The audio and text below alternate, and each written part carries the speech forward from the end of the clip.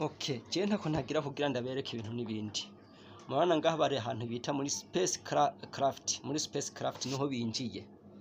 Aha biri live, aho urabona biri live ndagerageje nyene kuja live. Murabona live imaze amasaha amajana ndwi na 30.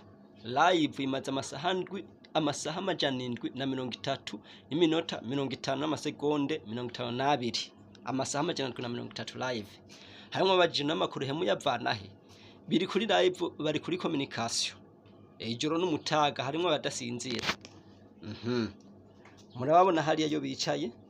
Hariya nayo bicaye hariya ahangira murahabona aha ino niyo bicaye.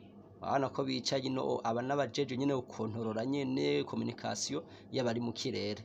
Aba nabahingura aho ivyumba n'amashini biki hugira muko bakorose nk'ibuye canke nk'ikivoka caboze ntibaze kugwa ku musozi baguma bakontora bakontora inzira gicamwe.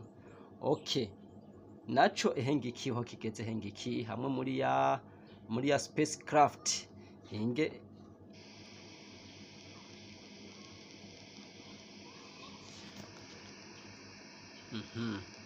ngira murabibona murakibona hengiki muganga ntiboneka yuko kiriko kiragenda muganga kiri ku muvuduko kiraduga kugira gitangure cinjire mu kirere cinsi.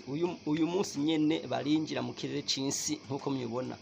Biri live ngira murabona n'abantu yuko muvenga bava bibaza ngo nibiki biri live muri space. Okay, kugira mubone neza ahantu bageze. Kugira mubone neza ahantu bageze, sorry. Ndibaza ngaha mwahabonye.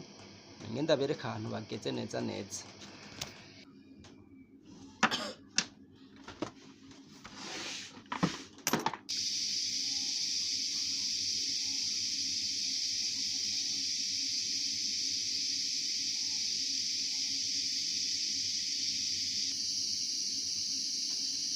Bo aha naho iyi nayo live ngaha naho aha naho niho baca batwereka ukuntu bariko baragira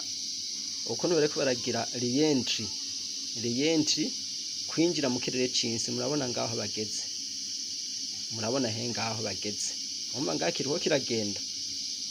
Ndibaza murumva umuyaga bo uko rero niko kiri niko kindi baza mwabitaho yaha bariko barerekana aho kigeze ngaha. Murabona isi yo giri nino umva bariko baragira re-entry muko bageze ngaha bazaba bagize re-entry binjire mu kirere cinsi. Okama vyari ivyo ndibaza bu muriko murabikurikirana neza. Reka manze nkora akazi ndaza kuja live ndayibereke neza mu masaha zoba ari imbere. Biri live ntibaze ngo amakuru ngo tuyavana handi. Biri live.